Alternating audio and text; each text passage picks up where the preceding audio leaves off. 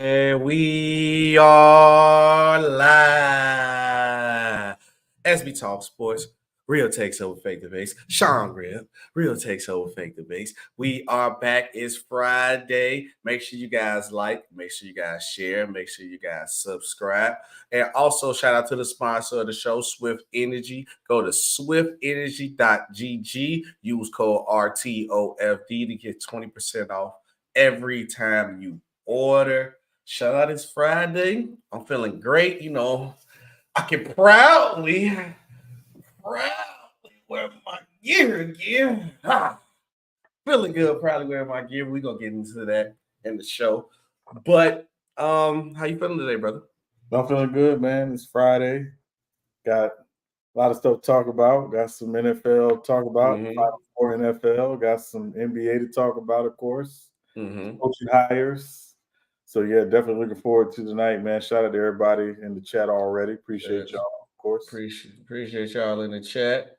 Got Nicholas Brown, always salute. Tiffany in the building, salute. Action Jackson in the building. MC Robinson in the building. Make sure you guys like, make sure you guys share, make sure you guys subscribe to the channel. Sean, a lot of things have been happening over this week that's been going on. Hires on hires on hires, and somebody ain't get hired. But since it's we part of the show, and we haven't been getting good news lately, but we got our guy.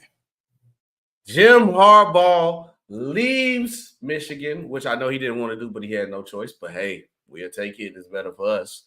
Leaves Michigan to become the Chargers head coach. Obviously, we knew that he had history with the Chargers. So, he had his history as a player. So everything's coming back full circle for him. For me, because I'm just going to get off my soliloquy before I let you go. I'm just happy. We finally got a voice in the locker room. We got an elite quarterback, get an elite coach. We finally get right. But my reaction to the move, I was 100% happy. We got the guy. We got a guy I won't worry about. I'm not going to have to worry about us going for a 4th and 10 in our own 20 no more. I won't have to worry about our defense not being disciplined no more. I'll have to worry about our defense possibly with elite people on the defensive side of the ball not being used right anymore. I won't have to worry about where we got Joey Bosa, we got Khalil Mack, we got Derwin James, and our run defense is terrible. And I don't understand. We got K9. I don't understand why our defense is that terrible. And also we got our offensive side where we can see Justin Herbert actually be more elite. And we also can see a guy who knows that if the running back is hot, like Austin Eckler, even though he had a down year, I expect him to give him the ball. I don't expect the little simple things that ruined us as a team. It was the little simple minor things, like getting beat on defense. We had the talent to stop the run, or us special team problems, like dumb penalties. Our special teams just being awful, one of the worst special teams in the league for the last consistent over the years. So, and I don't also have to worry about the head coach losing the locker room. I think Jim Harbaugh will keep these guys intact. I think Jim Harbaugh won't make any idiotic plays, idiotic steps, or idiotic calls. I think he'd call it straight by the book. Now, if I'm expecting him to come here and just instantly make us a Super Bowl contender team, no, we still got to put in the work on the player side too. But I'm just happy that the voice won't be lost and it won't be a complete idiot that's leading the charge. But what was your reaction to Jim Harbaugh? I'm happy. Obviously, I've been waiting for a couple of days to get that off. But yeah, how you feel about it? No, absolutely. So first of all, I think it's a great hire for the Chargers.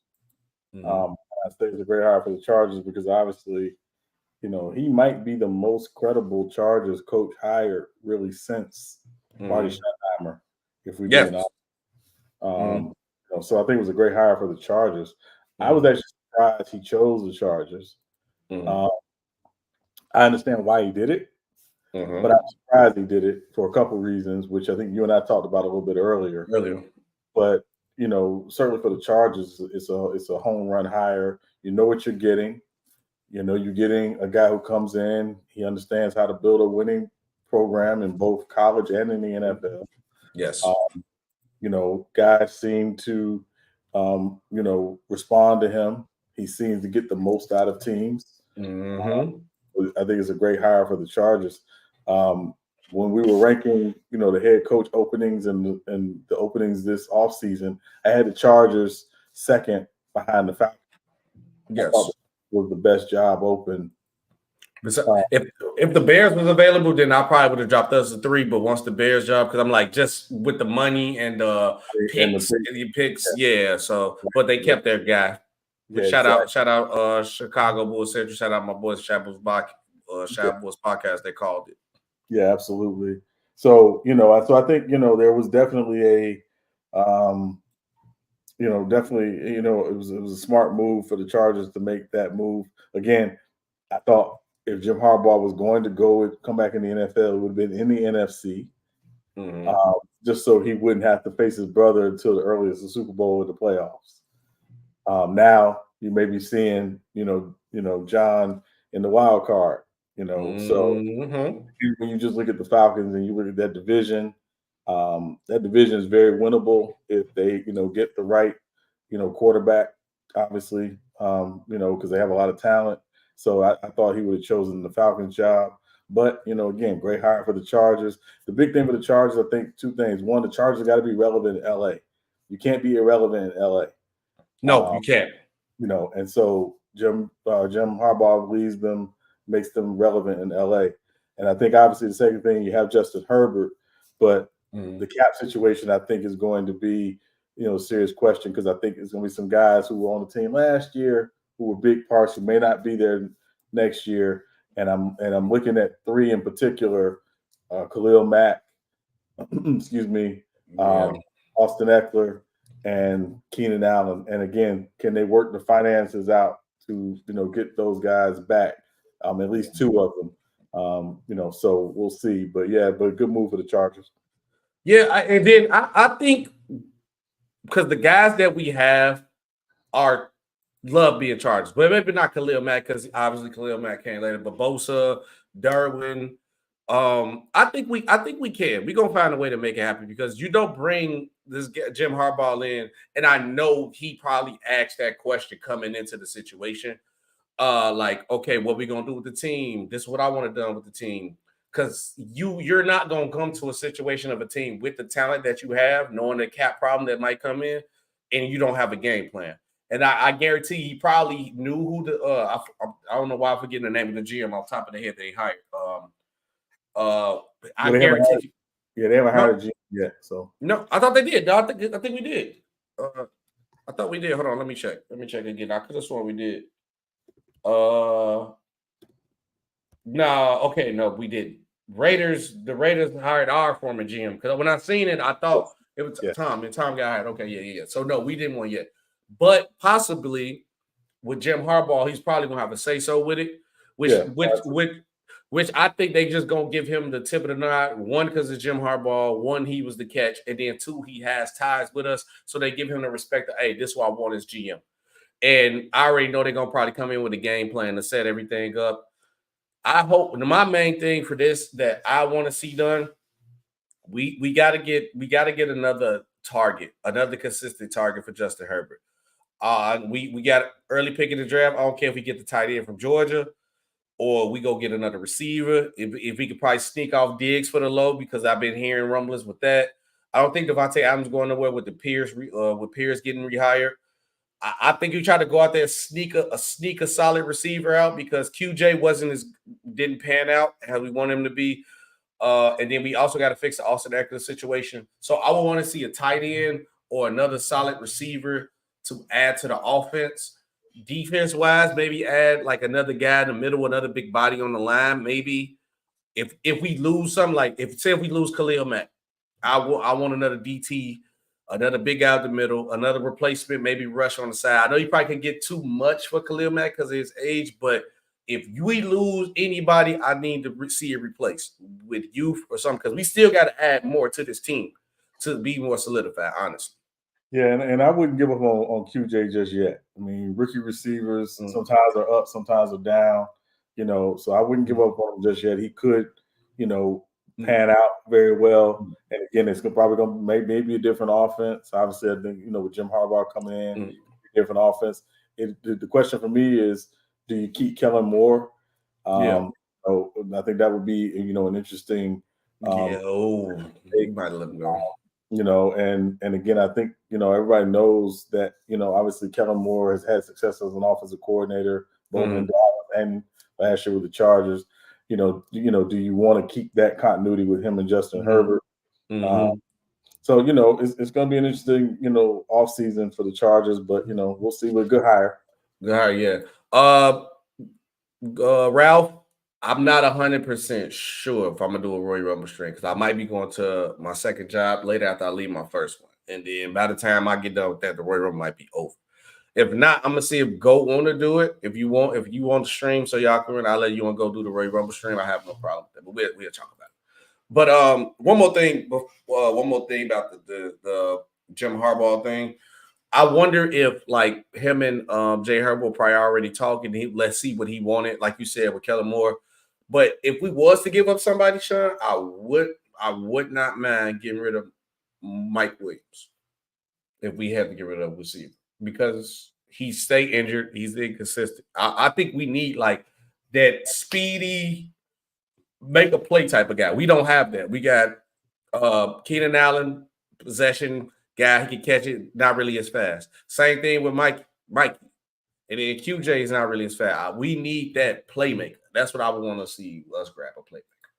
But speaking on the other side of things, Sean, when you are known as the GOAT of something, the GOAT, number one, arguably, you would think it'd be easy for you to move on or to get another situation.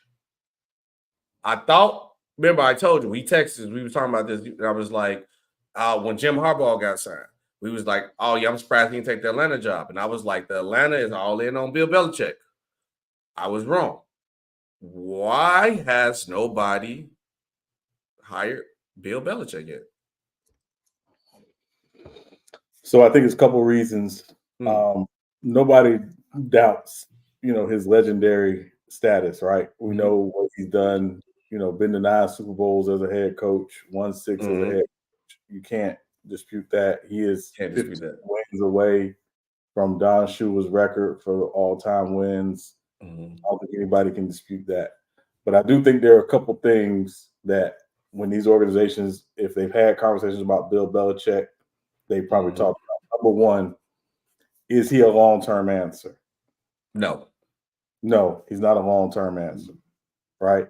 And yes, some of it has to do with age, but some of it has to do with, I think, again, at this point, yeah, he may be coaching trying to prove he can win a Super Bowl without Tom Brady, but he's also coaching because he wants to break that record. Yes, he does. He's too close to that Don Shula record, so that's one. Two, when Bill Belichick walks in your building, he is automatically more than likely the smartest football person in your building. Yes, yeah. So if he walks in and you have your front office structured a certain way, and you got scouting structured a certain way, and you got if he says, hey, we need to change this, or we need to move this, and we need to do that, and you alter things in your organization, you're only doing it for a couple years because he's not the long-term answer. No. And so I think what you're seeing is teams basically saying, listen, we respect what he does. We understand what he's done, but you're not paying the guy for what he's done. You're paying him for what you think he's going to do. And so I think that's why he hasn't gotten, a head coaching job. I still think there's a chance with Washington, just because, again, their organization is unique because they got a lot of things they need to restructure in the organization. Did hire the assistant GM from San Francisco who, has previously worked with Bill Belichick.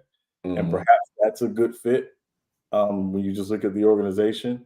And certainly, with everything Washington has been through under the previous ownership, they need respectability. Well, Bill Belichick brings respectability, right? And so, but also I've been very, very, clear. If you hire Bill Belichick, you need to have a coach in waiting on that staff. Yes.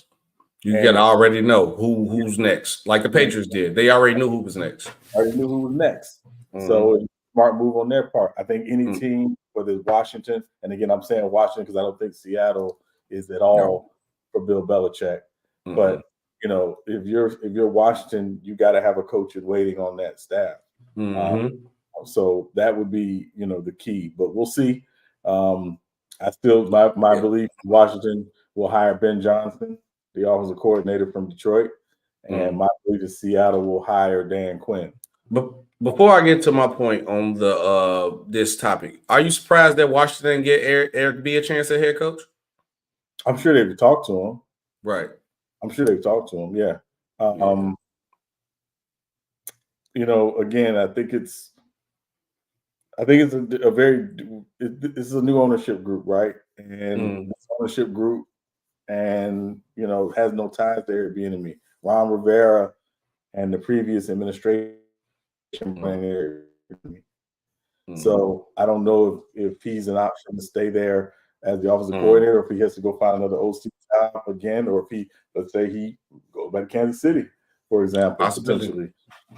But I just think they're taking their time, but I think they're trying to find, certainly the right guy for this particular ownership group.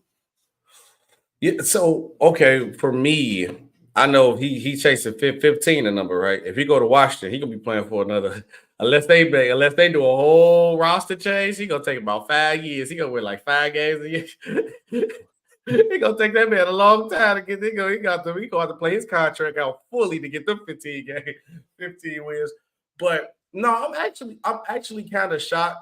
I know the concern of Bill Belichick's age, and you worry about if he can relate to players, or also if that he might demand a lot and he might want a lot, like you said, because he's the smartest guy in the room when it comes to football, and especially like with the new ownership group taking over Washington. How many of those people in the ownership group are actually football guys who's really taking over and understand the game like a Bill Belichick? Even Pete Carroll complained that the reason why he got stepped down in Seattle, he said the people who was the ownership group wasn't listening because they're not football guys. So it's going to be kind of hard. And then if I'm the Commanders, I think you got to take that chance. You need a whole 360 run around of that franchise. This has been in the words of excuse my language, this has been a shit water franchise since the point of the Redskins to the Commanders' name, the RG3 time. They have done nothing well. It has been bad. Everything's been going bad with this organization. So I think maybe you do need a full makeover with a guy of a Bill Belichick in that situation, because you need franchise structure. They need structure. I'm surprised the Panthers didn't even go for this, because you need more structure with Bill Belichick and with these franchises. So I think if your main thing is that you need better structure, I think you go hire a Bill Belichick. But knowing that you hired a Bill Belichick, like you said, you got to acknowledge the fact that he's probably going to be the smartest football guy in the room every time. And you got to give him what he wants. But also, you can't give Bill Belichick too much control, because he ain't really good as a general manager. Coach, I give him that. I don't think he should have no control over the talent. Like, you could give suggestions of what he want. I think it should be like a 60-40 split. Like, if he want a guy, you work on to get him, but don't let him overhaul the roster, and you might end up with something bad. But who am I to say? Because Bill Belichick definitely 10 times smarter than me when it comes to football. But and I think that's part of it too. SB, like, when you look at the success they've not had in New England the last 4 years, you're going to tie that to Bill Belichick. Yeah, you do. And again, just some of the decisions, the whole Matt Patricia, calling offensive plays, and what was Joe Judge's role, and it was just I don't want to call it arrogance, but I think teams are going to question, what has happened in the last 4 years, and everybody's going to say, "Oh, Belichick let Brady walk out of town." That's not really true, right? Brady wanted a fresh start. He wanted a new opportunity, and Brady wanted to go to the San Francisco 49ers. Yes, he did. So because that was the team he grew up rooting for, because he's from. So it wasn't just Brady pushing, Belichick pushing Brady out of town. It was, he wanted a new chance, a new opportunity, a fresh start. You've been somewhere for 20 years. Sometimes that happens. I got a question, but I know we're going to talk about this more like later, but I don't want to forget, because I just thought about something. Because we're going to talk about how the 49ers and Shaquille Shanahan be on the hot seat. They had 2 opportunities to get 2 elite quarterbacks, and they did not do it because Brady wanted to go there and Aaron Rodgers wanted to go there, and they didn't make the move on it. And now, if quarterback play becomes a problem with them losing, what type of conversations we have about Mike's son? Mike's son, anything 49ers related, GM, coaching, because you had a chance to get Brady and Aaron Rodgers, and you don't do it. And then, Brady goes to Tampa and wins, because Brady with the 49ers, he's winning. He's winning. If he could go do it with Tampa, he's winning. Because, now I'm starting to think, what made you say no to Aaron Rodgers and Tom Brady? Well, remember when they said no to Tom Brady, we just coming off a Super Bowl appearance with Jimmy G. And Jimmy, and again, you're looking at not the short term, you're looking at the long term. You think Jimmy G is still in his mid to late 20s. He's still, ascending. We think we got a chance with this guy. And and when Brady talks about it, he he kind of says, kind of tongue in cheek, like, you gonna stick with that MF? Like, you know what I mean? So obviously, the 49ers certainly, revisionist history, and they went out and they wanted, and the crazy part was they wanted Tom Brady this season. Tom Brady's contract was up with the Bucs. They wanted him, and Brady was like, "No, I'm done. I'm good." Yep, you should have got me when you had the chance. Because now think about this, though, right? I'm just saying. They love the storylines of the NFL. What better perfect storyline? Brady goes to the 49ers, wins. Obviously, they wouldn't have had to pick to get Trey Lance. Didn't matter anyway. Right. But they still had around to pick the last pick to go get Brock Purdy. Tom Brady goes, wins the bowl, trains Brock Purdy to be the next Tom Brady. Think how that would have been. That storyline would have been crazy. That's perfect. Tom Brady bring up the next Mr. Irrelevant from behind him. Brock Purdy now starting, training from Brady, knowing what to do now. Maybe he'd be better to play. Then look, you set up for the future. Because Brock Purdy would have still got picked regardless. Because you knew that Tom Brady was going to retire at some point anyway. Yeah. And that could have been a start. So I'm just saying. I think that would have been better. He said, SB Sean, what are you guys' thoughts on Dak being the future quarterback for the Cowboys? That's a good question. You want to take it first, John, and I go after you? Well, yeah, I mean, he's their quarterback.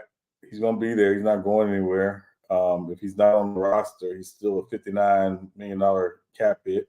So expect that they'll be negotiating with Dak over the next couple months to do an extension to lower his cap number.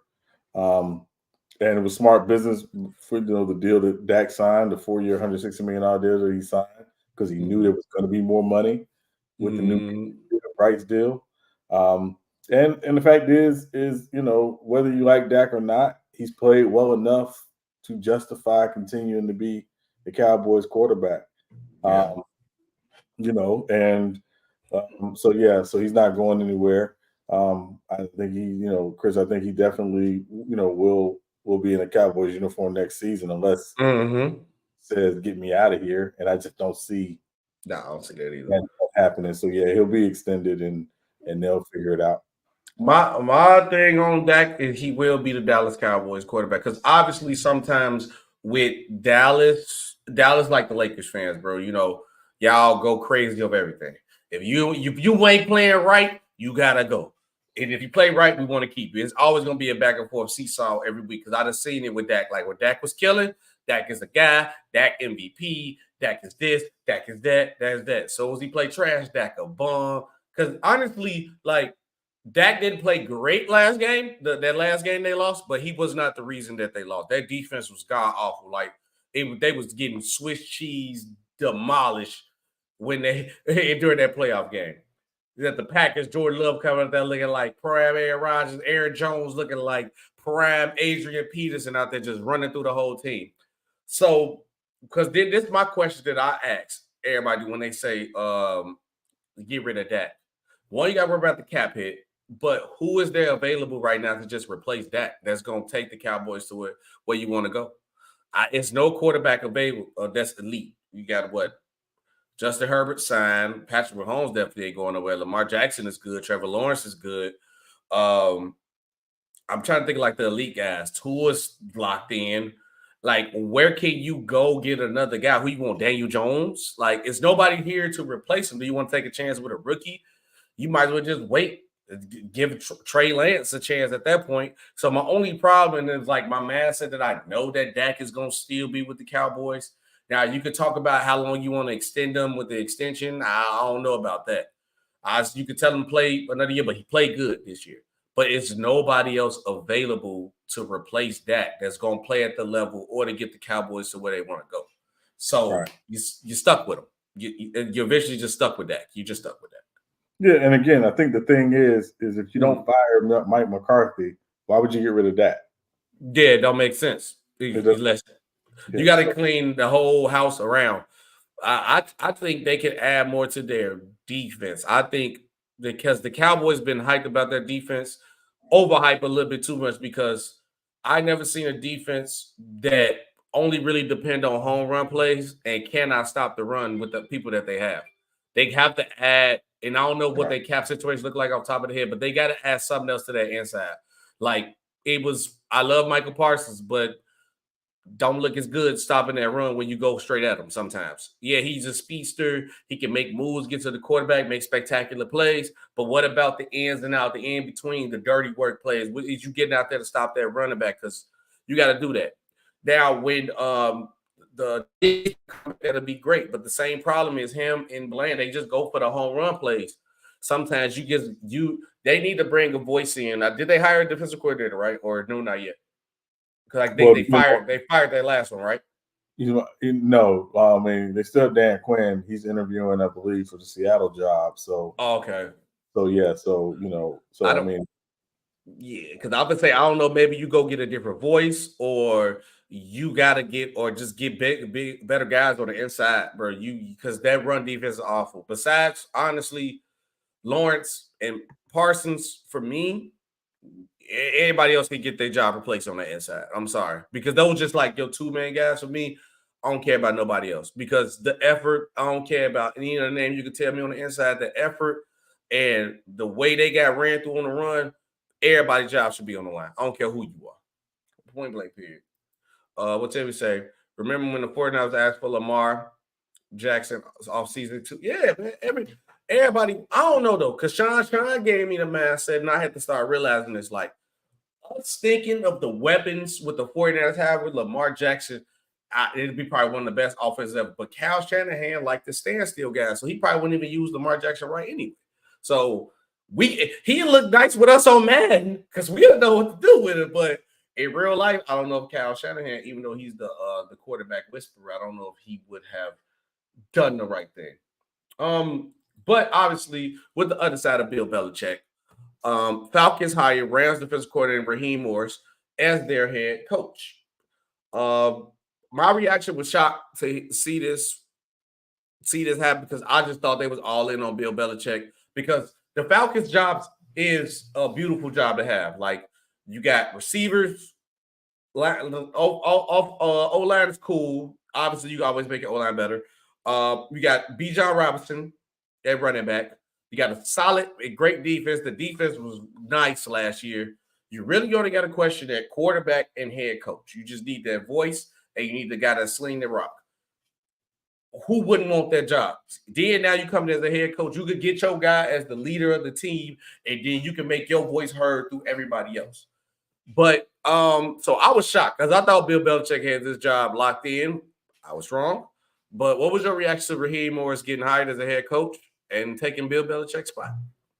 So I'll give you two answers, SB. My first answer as a Saints fan, I was like, shoot.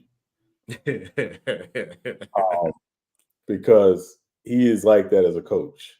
Okay. You want to look when he was in Tampa, and he was young. He was 32 when he got the head job in Tampa. It was a tear down team.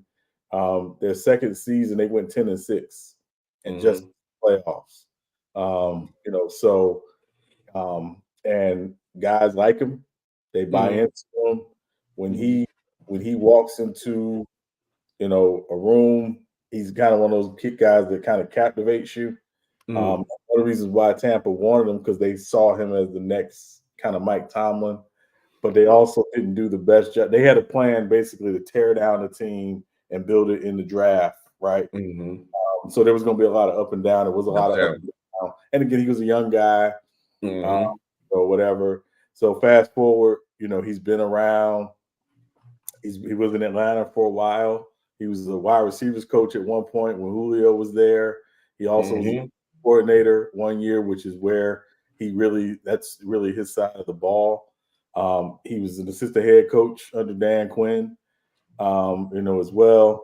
And then, he took over as an interim briefly when they fired Dan Quinn. And they decided not to hire him full time. They gave the job to Arthur Smith. He goes to the Rams, becomes a defensive coordinator, coordinates that defense to a Super Bowl. So, he is a very, very good coach, and he needed a chance to get his second opportunity, and he got it. It's in a good situation. It's in the right city. It's a good look. He is the first Black full-time head coach for the Falcons. In Atlanta, that matters. They don't only have a Black head coach; they got a Black GM. So, I think the future's bright for the Atlanta Falcons. But like you said, they got to figure out the quarterback position. I think once they figure that out, if they get the right guy, and they don't necessarily have to be a superstar, you just get the right guy at the right time, and the Falcons should be fine in that division. So yeah. Shout out to you. Said congrats to another Black coach. Yes, sir. We're gonna salute that all the time. We need more of these Black coaches. But yeah, now like you said, I think, like you said, is a great hire. You coming into a great situation. Like all you need is a quarterback and a coach. And if you say his voice ring bells enough that everybody listen when he walks in the room, that's a plus right off bat because Atlanta needs that. Atlanta needs that guy. Atlanta needs that voice and the guy who can sling the rock. So once those two are established, I wouldn't want to see Atlanta. And that division is wide open. Like the next best team, Sean, is Tampa Bay with Baker Mayfield. Tampa Bay with Baker Mayfield. Carolina in. The Saints are in. Sorry for you, Sean. Just got to tell you the truth. So it's a 2-team race division, and your team is talented enough to win that division right off bat. They did make the playoffs, so their schedule going to be kind of friendly coming into this next season for this guy. And if you can find a quarterback, like you said, you don't really need nobody crazy. You go get a Jameis Winston. You could go get, I want to say it, a Jimmy G, maybe a Gino. Gino, I don't think Gino going nowhere because I think Gino signed an extension. Or just get a rookie. You could go get a rookie. I think what pick do they have in this draft? I think they have the 8th or 9th pick, if I'm not mistaken, but I have to look at it again. You can possibly talk to the Bears. I mean, but again, I think get Caleb Williams. I think Justin Fields will make sense. I don't think they want to jump from where they got to jump to one to get Caleb. But I think, again, if Justin Fields is available, I think Justin Fields is the right guy. I don't think Fields going nowhere, bro. Salute Lakers at 5-2. Yeah, I don't think Fields going nowhere, bro. It remains to be seen. Obviously, there's still a lot to be fleshed out over the next couple months. But again, I think it's going to come down to that organizational decision about financially, are we ready to pay Justin? Would you give up the 8th pick for Justin Fields? No, I would give up a 2nd-round pick for Justin Fields. Yeah, because I think that's the only way they let him go. And then the new offensive coordinator that they had hired, the Bears, everybody that I'm hearing from Chicago, like, they saying that was a Justin Fields friendly move. Yes. So I think they keep it Justin Fields, because my thing for the Bears is obviously get more talent for their number 1 pick. Probably don't go no lower than 3. So you go get Marvin Harrison Jr. and just rock out, because then if Justin Fields does not work, it's going to be the same thing that we go through every year with these quarterbacks, where it's going to be the phenomenon at quarterback every year. Every year it's a quarterback that's the next best thing. And a lot of times those quarterbacks don't pan out. So I think the Bears are doing the right thing by just sticking out with Fields. Fields don't work out this year, he gone, because I think you need to buff that. Use that number 1 pick to probably try to buff that line. Buff that line for sure. Buff that line for sure. I'm gonna be real with you. If you keep the number 1 overall pick, if you're the Bears, I take Caleb Williams. I'm looking at 20 years ago what the Chargers did. You had Drew Brees, who had some solid moments, but wasn't necessarily locked in. You take Eli Manning. Obviously, you make the trade, the Phillip Rivers trade, or whatever. I'm thinking they got to be thinking like that again, because the finances are not as bad with the number 1 pick as it used to be. Yeah, it's not. So, because back then, you take a guy number 1, you're paying him 60, 70 million guaranteed off rip. Off rip. So, so I think, again, the Bears are in an interesting spot. It is going to be very, very interesting what they do. I know they interviewed Cliff Kingsbury for the offensive coordinator position. Kingsbury was at USC last year. So they thought about it. They thought about making the move. But I think they're considering everything. But also, we know Cliff Kingsbury worked with Kyler Murray. Not even a similar quarterback to Justin Fields, but again, that dual threat, quarterback. So he knows how to build an offense around a guy like that. So if they hire Cliff Kingsbury, I'm not saying 1 + 1 = 2 in this moment, but I think it aligns that they could seriously looking at Caleb Williams. But we can talk about that. We got a lot of stuff. Yeah, we'll get back into that later. All right, on to the next one. Texas head coach DeMeco Ryans wins the PFWA Coach of the Year award. That's Pro Football's Writers Award.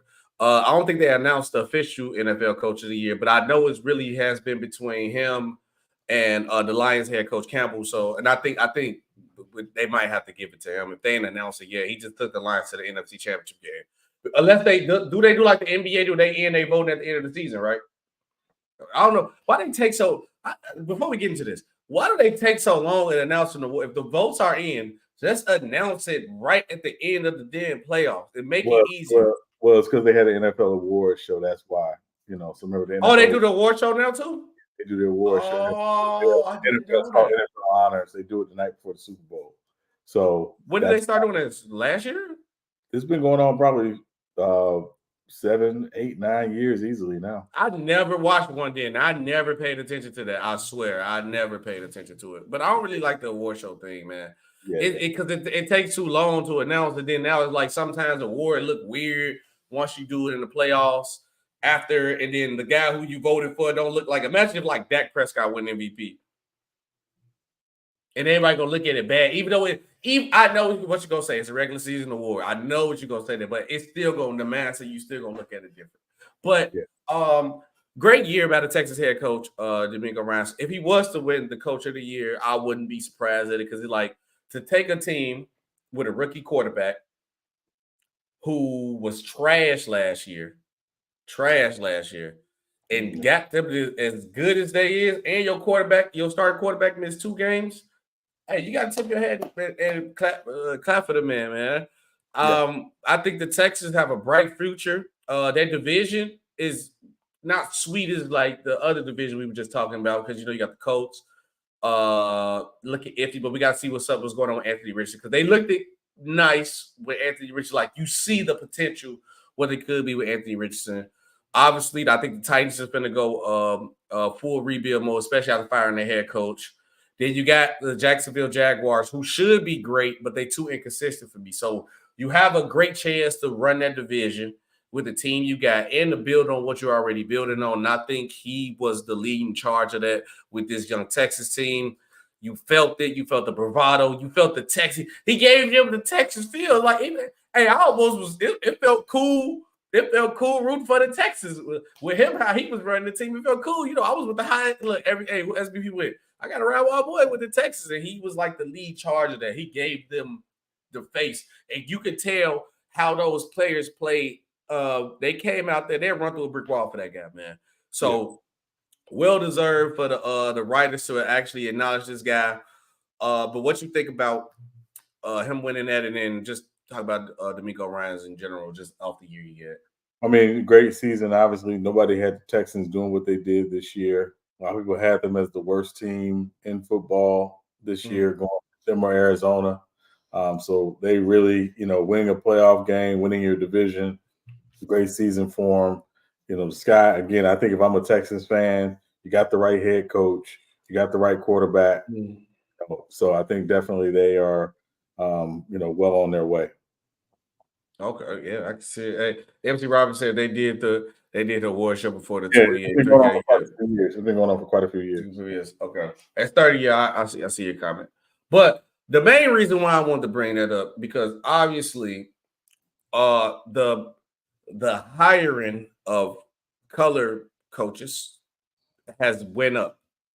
Obviously, Atlanta, Raheem Morris, Gerard Mayo with the Patriots, Antonio Pierce with the Raiders, and then Carolina with Dave with the Panthers, brings the number to 9 color head coaches, the most in NFL history. Sean, you said you had a theory or a person is the reason why this hiring went up. What was your theory? D'Amico Ryans. That I think everybody, for a while, I remember 3-4 years ago, SB, everybody was like, man, we got to get the next Sean McVay. So let's go get the next offensive coordinator, the next offensive guy.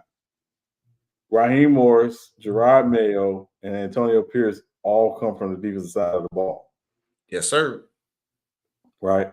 Where did D'Amico Ryans come? From the defensive side of the ball. Right. Excuse me. Dave Canales obviously is an offensive coordinator. Was offensive coordinator in Tampa last year. Quarterback coach before that in Seattle. So it's not this whole let's go get the hot offensive coordinator. But you see D'Amico Ryans and the success he had in Houston as a defensive guy in an offensive league. I think organizations are starting to not be stupid. Hire the best leader. Hire a leader of people. Hire a leader of men. And that's what you're seeing in this. Vegas, they didn't make the playoffs, but they played a completely different style of football under Antonio. They didn't play under Josh McDaniels, the so-called offensive whiz kid who got his coaching opportunity before some of these guys got there first. So what you're seeing is organizations start to be smarter about and not locked in on we need the next offensive guy. It's not about that. It's about getting a leader of men. And so it happens coming off of what D'Amico Ryans did this past season, really overachieving with a team that did not have a lot of expectations outside of Nobody had it. Yeah, nobody had no expectations for him. And then also trying to like you hit the head on that, like, because everybody see like what Miami doing, right? And they'd be like, yeah, you're going to get that offensive guy high power. But like, you don't look at the fact of the weapons. That man got Tyreek Hill, Waddle, Mostert. He got A-Chain. That man got weapons galore everywhere. Everybody can't do that. The Raiders ain't got no weapons like the Dolphins had. Yeah, of course you got Devontae Adams. But where your Tyreek Hill, where your splash player guy? Like, you need to have multiple guys. They got multiple guys who can catch a 2-yard pass and run into the crib. And I done seen Tyreek Hill catch slants 70 yards gone. And that's just him making a play. You can't necessarily just have them. Sometimes those offensive guys who look good, you just have players that make you look better than what you are. Now, when you don't have that, you got to have that guy, like you said. Just because you're an X and O guy, don't mean you always going to work out. You need a leader of men. You got to have these guys motivated to run to a brick wall for you. You got to have guys playing outside of their normal self because of your leadership skills, the motivation that you push through. It's more to the game than X's and O's. If it was just X's and O's would be the part of win, then a lot of things would be different. And you can tell that because how the Raiders played under McDaniels and then when Pierce took over. It's literally a whole different dynamic. They played with better effort. And that played a part in it. Now, if you could ask me now, honestly, who's better on the offensive side, X and O's, I say McDaniels easily. Probably defense, you get it to Pierce. And if you want to say who's probably smarter in football X and O's, you might argue McDaniels, but can he make these guys run through a brick wall for him? No. Can he get these guys prepared every game? No, he cannot. But Pierce had these guys prepared. The Raiders was almost pushing back into the playoff picture. That's what the season was done. They was with McDaniels. They was looking like they was finna go for the number 1 pick in the draft. If the Broncos and the Chargers wasn't selling so bad, they probably would have got it.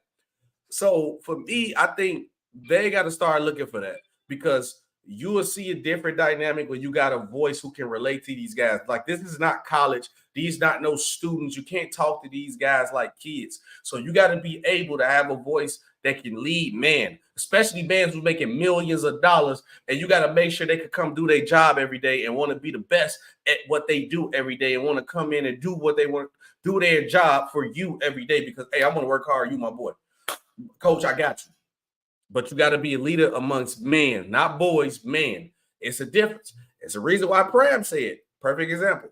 Pram said, hey, look, I'm just staying at college because I want to go to the league because my coaching style is going to be kind of different for them. And then I also can't stand the fact if I see a guy who the game that I love, he don't want it as much as I do.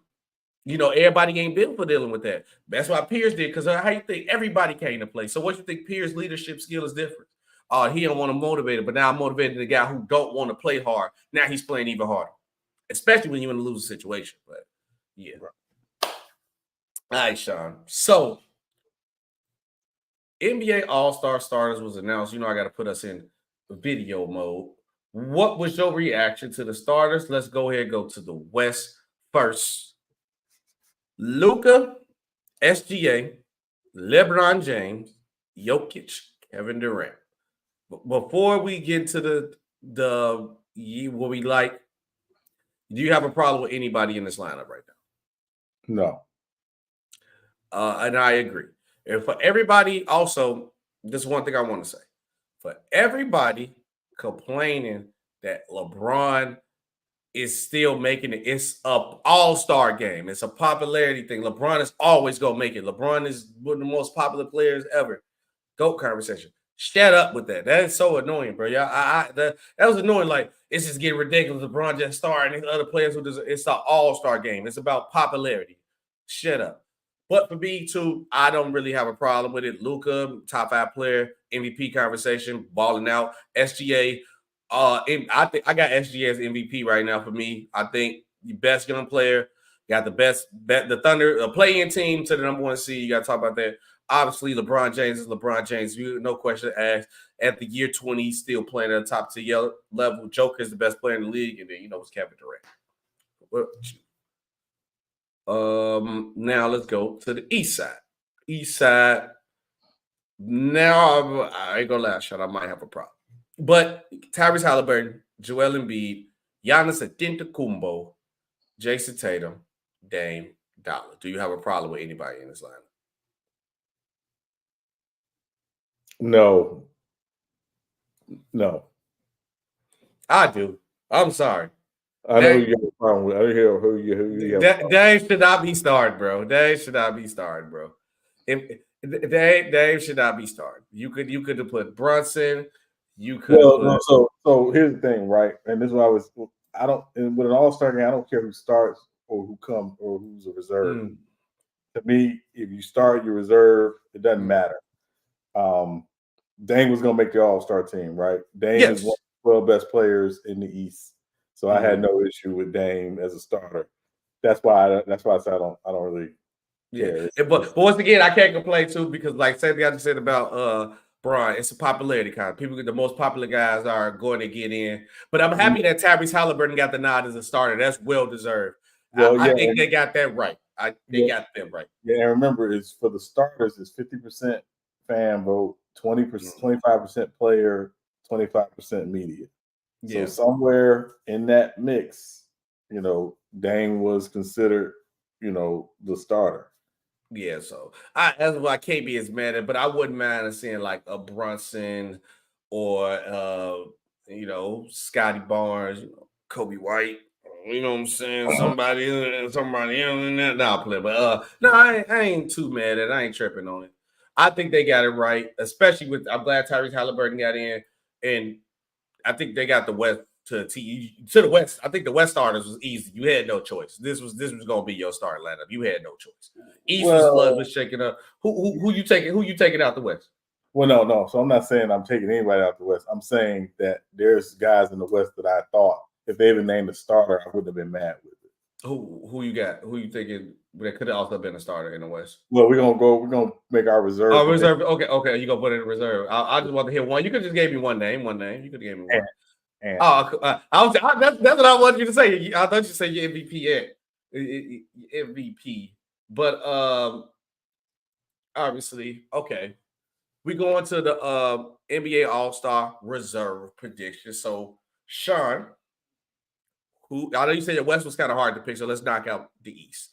Who is your East All-Star reserves? So to be clear, this is who I think the coaches are going to pick. These are not my picks. This is who I want your pick. I don't want no coaches pick. I want your pick. And so the top 6 were easy in the East. Jalen Brunson, Donovan Mitchell, Tyrese Maxey, Bam Adebayo, Jaylen Brown, Paolo were my 6 that were easy. Okay. The 7th one, the last person was a little difficult, but I went with Miles Turner. Ew, okay. Yeah. Miles is 18-8, 2 blocks a game. He's having a really good season, and the game's in Indiana. So I went with Miles Turner over a couple other guys, but that was my 7 in the East. Okay. See, I forgot about Paolo because now my list is kind of crazy now because now I'm like, who I want to get rid of. But my East was Jalen Brunson, Donovan Mitchell, Scotty Barnes, Bam Adebayo, Jaylen Brown, Tyrese Maxey, Kobe White. I'm going with that. But now I'm like, if I want to get rid of Paolo, I don't know. But no, I'm gonna stick with them. I'm a big Paolo guy, but I can't take Scotty out. I wouldn't mind taking Jaylen Brown out for Paolo, but I know Boston gonna get 2 guys. I know Boston. They're gonna get Boston 2 guys. And the reason why I'm going Tyrese Maxey and Kobe White, and I'm not changing on them 2, obviously, not even just because I'm a Bulls guy. Kobe White is in the conversation for most improved, and I think he's been leading it with how he's improved so much. And then Tyrese Maxey with all the James Harden drama, for him to step up the way he did, it's gonna be hard to take them 2 guys off. But I think Paolo will be my other guy too, Paolo. But I think those are the guys for me. I think Paolo should be in the conversation for me. Yeah. All right, John, who you got for the West reserves? So the West was a little different. It was a little more difficult. But I went with Steph. Okay. Anthony Edwards. Mm-hmm. Kawhi Leonard, Okay. Anthony Davis, Sabonis, Aaron Fox, and I was back and forth between two guys with this last one, but I went with Paul George. Ooh, no D Booker. Booker was the one I was struggling with, but Booker has missed more games than Paul George. That's the only reason why I went with PG. Okay. Booker, because of the number of games that Booker has missed. Now, I'm finna shake you up with this one. I'm finna shake you up because we pretty much on the same way. With I got Steph, I got Ant-Man, I got AD, I got Kawhi, and Sabonis. So we were on the same wavelength with that. I was juggling between three names, but I put Devin Booker in, and I was debating between Fox and this other person. But I'm gonna shake the All-Star game up. Chet Holmgren is my All-Star pick. The young guy came back. The young guy, listen to me. Chet Holmgren, first year, OKC. I got Shea as MVP. But they add this team without this man Chet was a play-in team. You add Chet Holmgren with SGA going off having a great year, they went to the number one seed. I'm sorry. We have to start back rewarding winning. I think we go away from rewarding winning. If coming into the All-Star break or by the time the last votes are done and the OKC Thunder is still the number one seed, make Chet Holmgren my All-Star. Somebody else going to have to take a seat back. So I'm going Chet Holmgren. So I'll tell you this: there were three guys for that last spot because I was between. I think Fox and Sabonis are both All-Stars. And then of course Curry, Edwards, Leonard, and Davis. I think those. But that last spot, it was tough because I was like Paul George, it was Booker, and the other guy I was debating about was Sengun. Sengun is cool. I'm cool with the Sengun pick too. Sengun's having a really good season, and again, I think Houston is again showing a lot of their improvement, and I think it starts with Sengun. So yeah, it was the West was tough. That was a tough one. Tough. And again, I hated to leave Booker off, but for me with the Booker, it came down to him and PG, who played more games. Paul George played more games. Yeah. And again, this is who I think the coaches will pick as well. So I didn't go with my personal picks. This is who I think the coaches will pick. I'll drop Booker if you do the game thing. I'll drop Booker for Fox, but I'm keeping Chet. I'm with reward when Chris said you might as well let Wemby start in the All-Star game. If they was giving him the ball more and he was like his numbers was a little bit higher, they would have threw him in there just because. But don't be surprised, they might still do it. Don't be surprised, they might still do it. He said no, Max. He said Max is most improved. Maxey, they was already giving Maxey love as like an All-Star caliber player. So no, Kobe White went from like role player to like star overnight. It's only 7 reserves. Yes. Yeah. I think there's only 7. Yes, only 7. Right. So we'll next Friday, Thursday announce reserves. Next Friday, we will come back and revisit to see how close we were with the reserves. Yeah. Now, Sean. So obviously, last show we did our MVP predictions, and then I made the clip. No, you got the clip up. We made the clip, and you said Anthony Edwards was your MVP because you felt he's playing good. And soon as we cut the stream off the show, and B dropped 70, that everybody commented he don't really believe that he did. So now, what's your reaction to everybody saying you really believe that? Because Embiid dropped 70. Because it was cool when it was up, and then once Embiid dropped 70, it was a different conversation for everybody. Can I ask a question? Go ahead. When Kobe had the 81-point game season, did he win the MVP? No, he didn't win MVP that year. No. So one game does not change the MVP vote for me. Yeah, it didn't change mine either. I'm still SGA. Yeah. I'm sorry. Yeah, and SGA. I'm still Ant right now. Now again, it's fluid. We about to hit February here soon, so it's fluid. But right now, for me, it's still Ant for me right now. Yeah, and I'm loving this because the MVP race has been like the closest it's like ever been in a while. Because like we usually have like a 2, maybe a 3-man race on a good day, but now, bro, we got like 5 people that could legitimately win MVP. You got Embiid, you got Jokic, you got Luka, you got SGA, you got Ant-Man. Everybody chasing. I could have named more players. So and they like all can legitimately win MVP. So I'm loving it though. We got a multiple. It's let everybody know the league is in great hands. And I know everybody was concerned. They do the same when Jordan retired. Everybody was concerned. And next you know, Kobe, LeBron, and all those boy Duncan, KG, and all them came.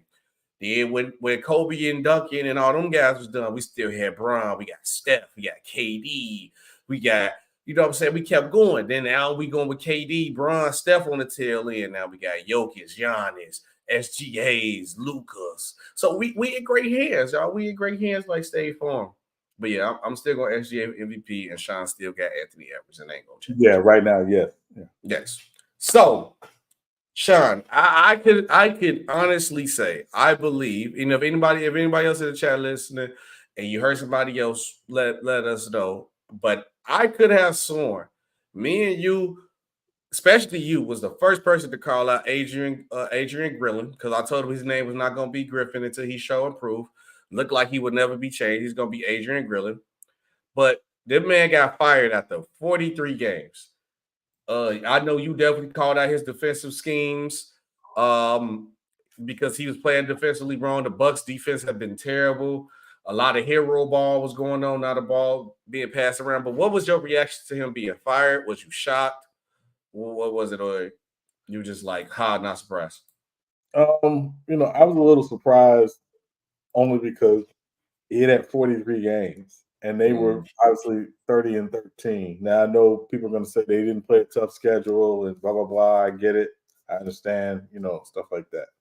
And people are going to compare it to the Cavs when the Cavs fired David Blatt. David Blatt had been there a year and a half. Right. And they had Ty Lue on the staff who was ready to be a head coach. Obviously.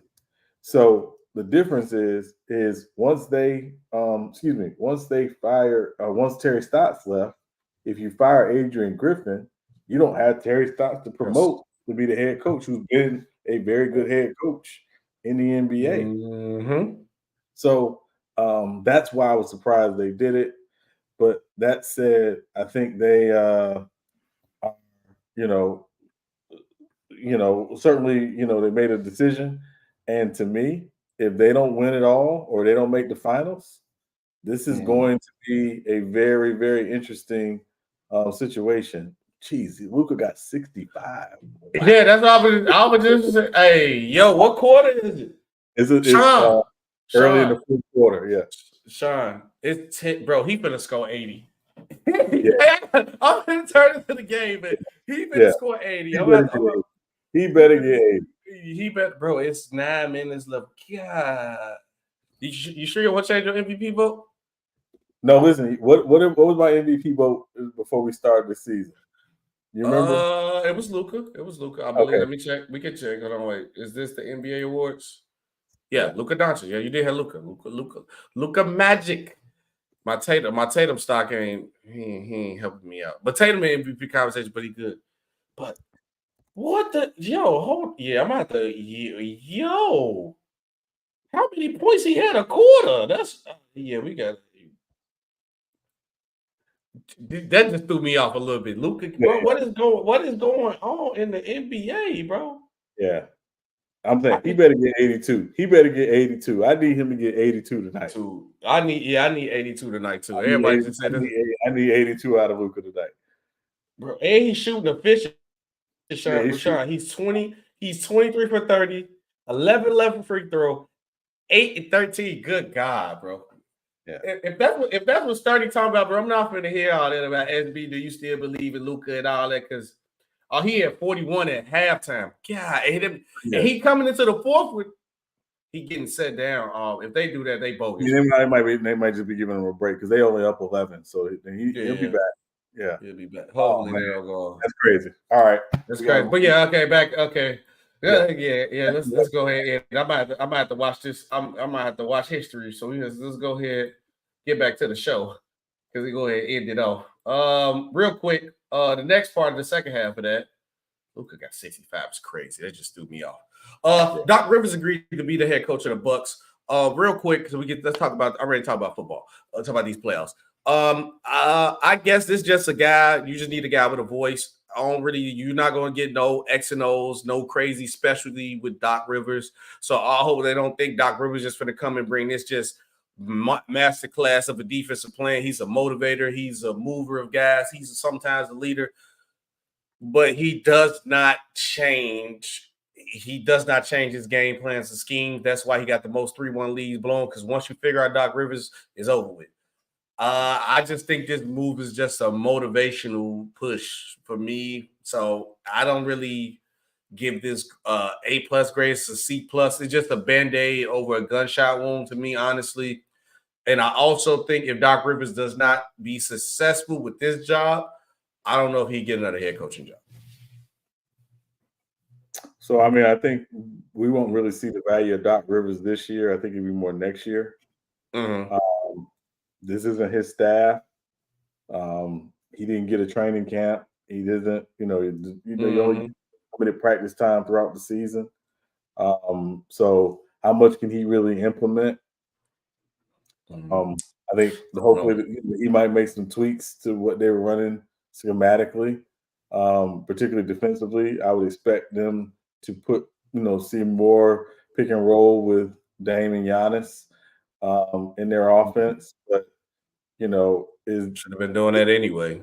Yeah, is Doc gonna put them at the same level with the Celtics? No. Definitely not after what I saw last night from the Celtics. Because them jokers couldn't miss. I think we're gonna see more from Doc next year than this year. I think this is again they felt, and again I think Adrian Griffin's getting blamed. Adrian Griffin didn't hire himself. He did not.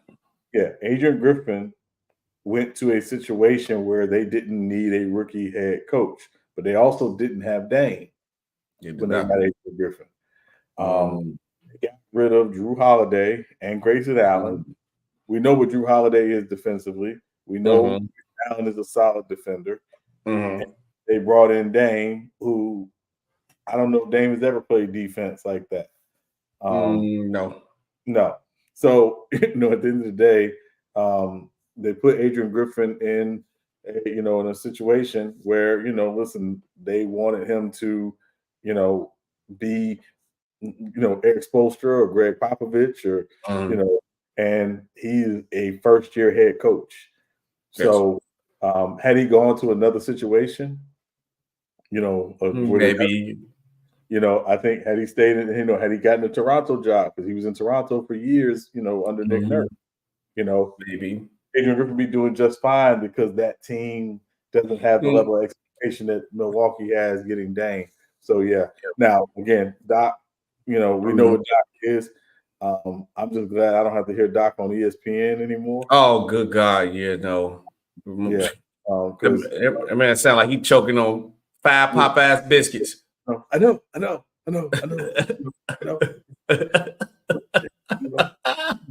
not Dave's fault. It's not Dave's fault.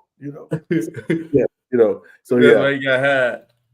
Yeah, but I think obviously we know what Doc is. And as Sean, another thing that I want to acknowledge too, though, right? Sometimes, and this is Stephen A. is the main face of saying this stuff. He always and I'm not mad at him for it. You know what I'm saying? You try and put brothers in a good spot. Like he's the one complaining you never give black coaches a great opportunity to coach.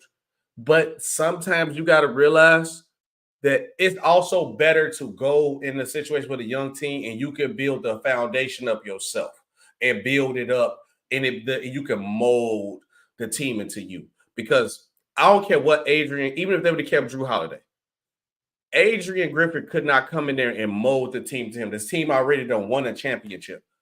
And then, like you said, they hired him before they traded for Dame. I don't really think he really had no input on that because he didn't even have no game plan set to use him the right way. That's part of the problem. And you can tell by how they played. So sometimes maybe it's good to go to that young team that's on up and coming because you can mold the house to how you want it to be, or you can mold the sculpture to what you want to be, or you end up in a bad situation like Milwaukee that you don't live up to expectations, or you don't look into the way they want the team to look, and you lose your job within 43 games. And it's crazy because Stephen A. Smith was one of the main guys pushing to get him fired or say he should lose his job. But you gotta, he gotta get it. But that's what I'm thinking about. But yes, we are in the conference championship game time. We got the Lions, we got 49ers, we got the Ravens versus the Chiefs, who done it again. What is your preview prediction for the conference championship game, son? Because my picks might shock you, or maybe might be on the same wavelength. I don't know. Let's go. Let's go. AFC, NFC. I think the AFC might be kind of easier to talk about with the pick. NFC might be a little tough. So let's go AFC. What you think? Yeah. So I mean, I think this game is tailor-made for the Ravens. Mm-hmm. Particularly that Ravens defense. Mm-hmm. And I'm a firm believer in tone setters, right?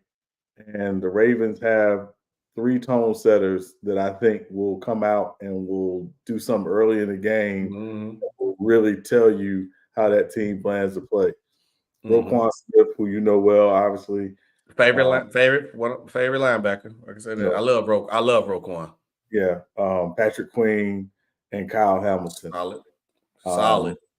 And one of those guys is going to make a play early in the game where it's like, listen, they're going to hit you in the mouth and they're going to literally, and it's going to be, and again, Kansas City can come out and run a quick screen. One of them guys is going to light somebody up and they're going to let Kansas City know today is not their day. Yes. In terms of the Chiefs, all defense, I think the Chiefs defense will play solid football. But I don't know if they'll have enough to deal with the way that Baltimore offense is going to try to keep them off balance. And can they get a consistent pass rush? I don't know. I like their linebackers. I've been really big on Willie Gay and Nick Bolton. I think they're the most underrated linebacker duo in the NFL. And let's be real, SB. If it wasn't for number 15, we wouldn't even be talking about the Chiefs like that. No. We would not be talking about them. Right. That man, he the truth. He's the truth.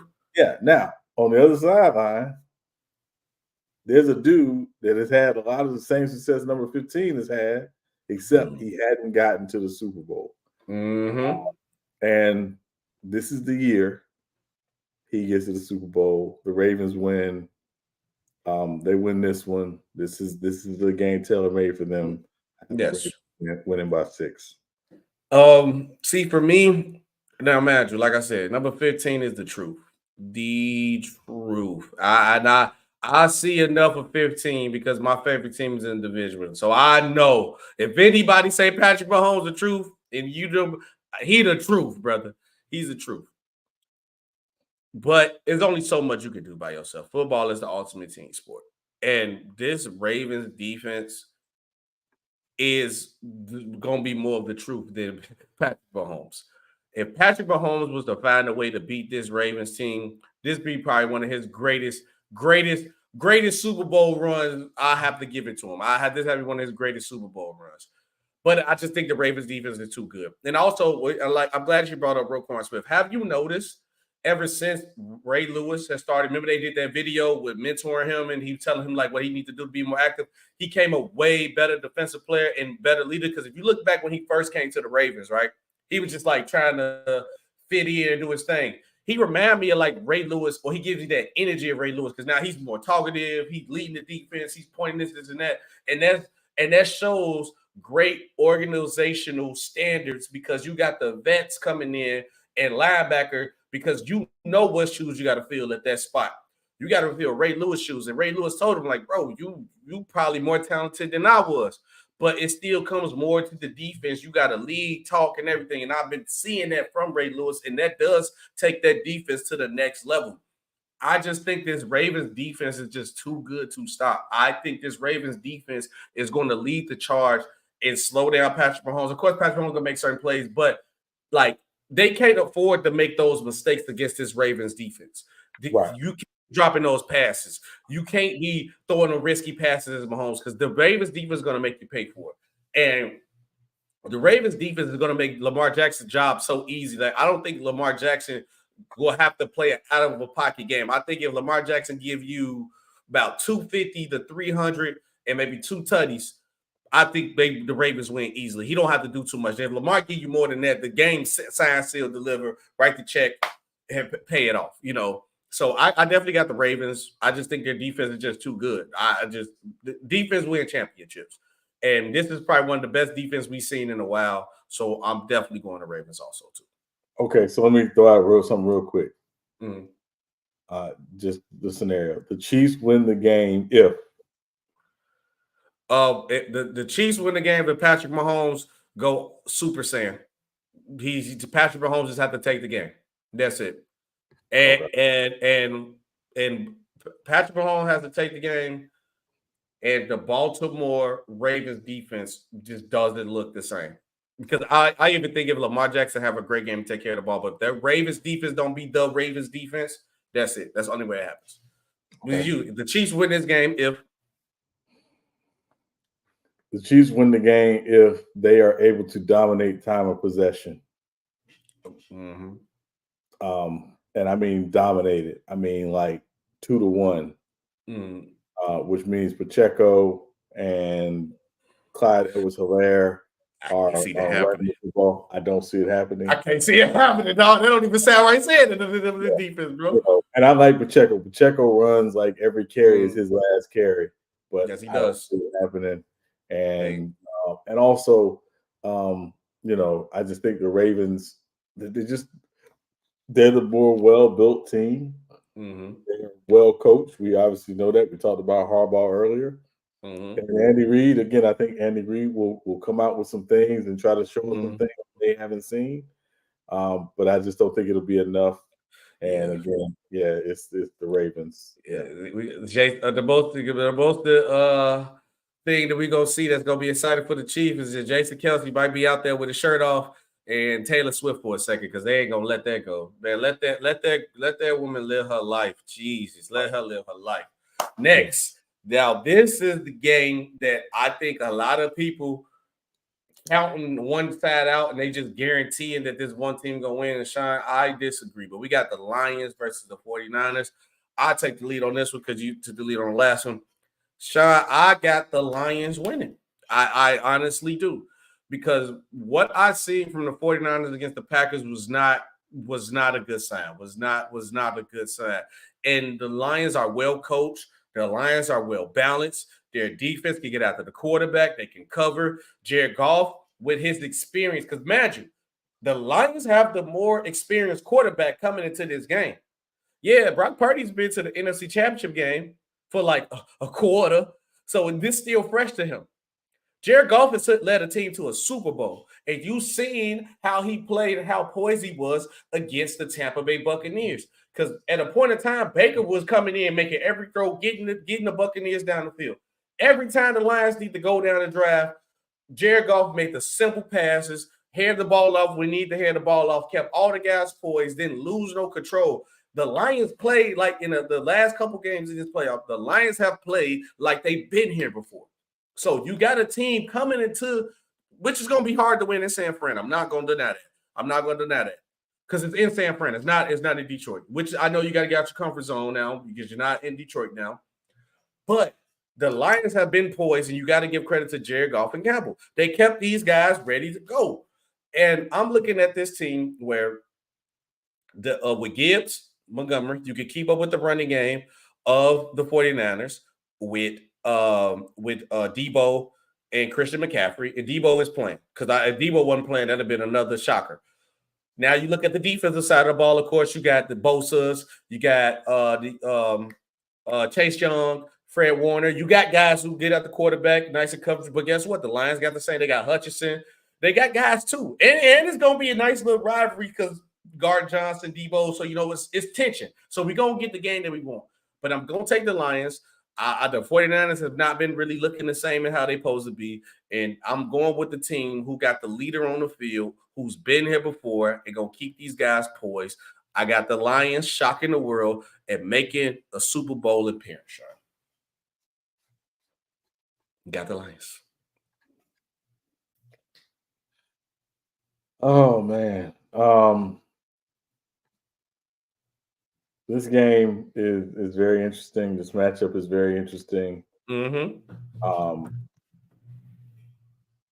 Close to what people think. Closer than what people think. But you finna say but, I hear it. But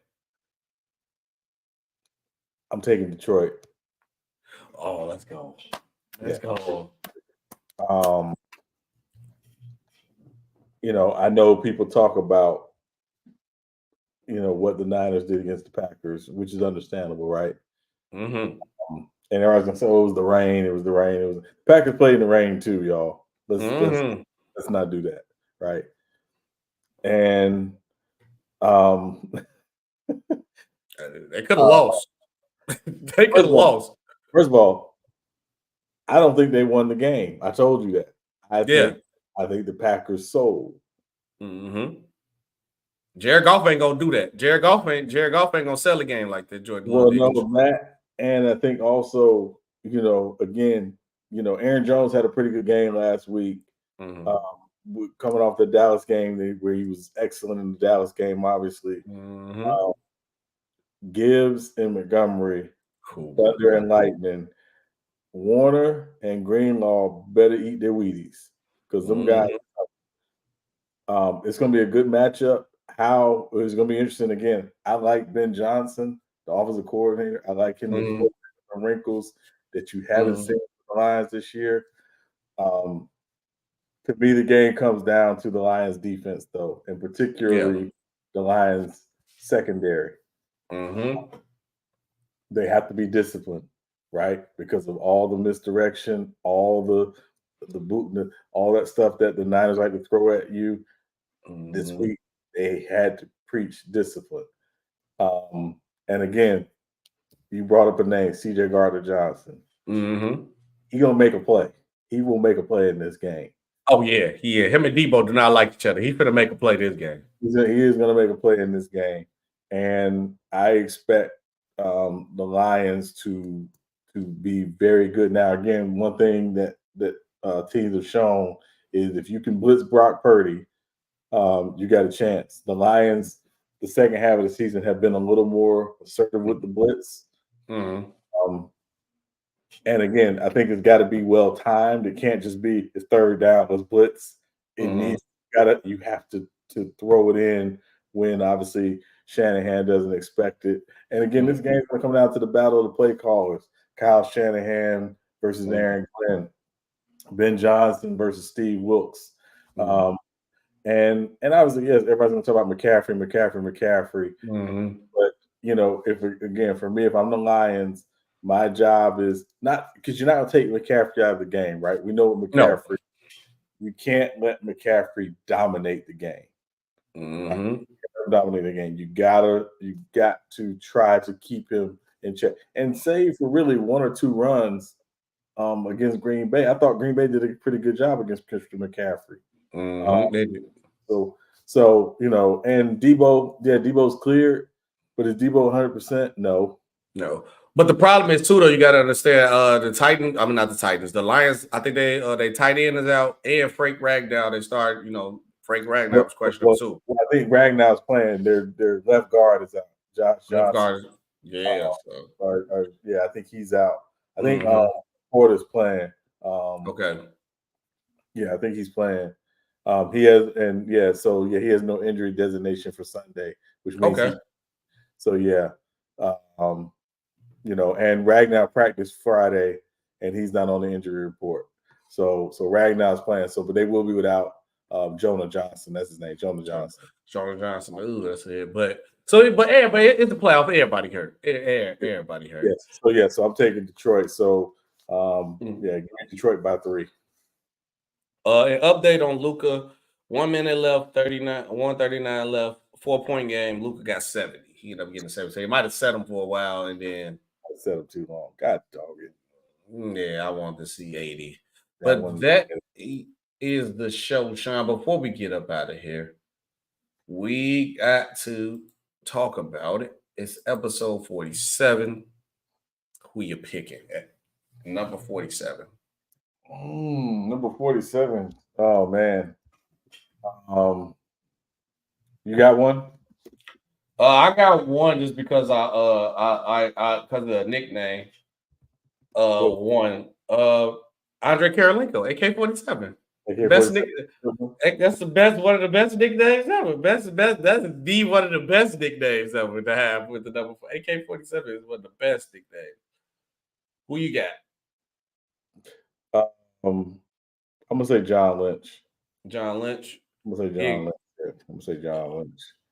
They say Hall of Famers. You got John Lynch and Mel Blount with the 47 that's Hall of Famers. Yeah, that's true. I picked AK just because of the nickname. I'm sorry, that's cold. That's cold. Tom Glavine's a great one. That's a great one. Tom Glavine. Yeah, absolutely. Let me see what the NBA players. Yeah, no, I ain't really see nobody else. Yeah, I'm gonna stick with AK-47. That's just a great name. AK-47. We gonna go with that. Yeah, man. It's getting harder when it gets to them late digits. It get a little harder. Yeah, we gonna get a little hard. We got to pick up. He said Tom Glavine from the Bears. No, from the Tom Glavine. Braves. I'm sorry, Braves. Yeah, that's a good pick. We gotta start going to the. We gotta start going to the baseball players when we get to these high numbers, man. We're gonna just go baseball on. Yeah. But that is the show, guys. I appreciate you guys watching. Make sure you guys like, make sure you guys share, make sure you guys subscribe. Shout out to our sponsor, Swift Energy. Use code RTOFD. Get 20% off every time you order. We're going to be back here on Monday. Hopefully our predictions is right. And honestly, I hope for good games too, either way it go, no matter who wins. But don't be shocked too if you get the reverse Uno card that everybody, because they do the logo theory, the color of the logos, because everybody thinks it's going to be the 49ers right because the logo is purple and red. So the logo theory. So I actually hope the opposite happens so we can stop this dumb nonsense that the league is picking the teams and the logo, because last couple of years have been that. So I hope it actually ends. But that is the show, guys. I appreciate everybody watching. Look at Terry. Appreciate everybody watching. We're going to come back and see you guys on Monday. Luka got 73 right now. 73. He was 73? Oh, 73. Oh, look, Luka going crazy. And we out of here. Peace, guys.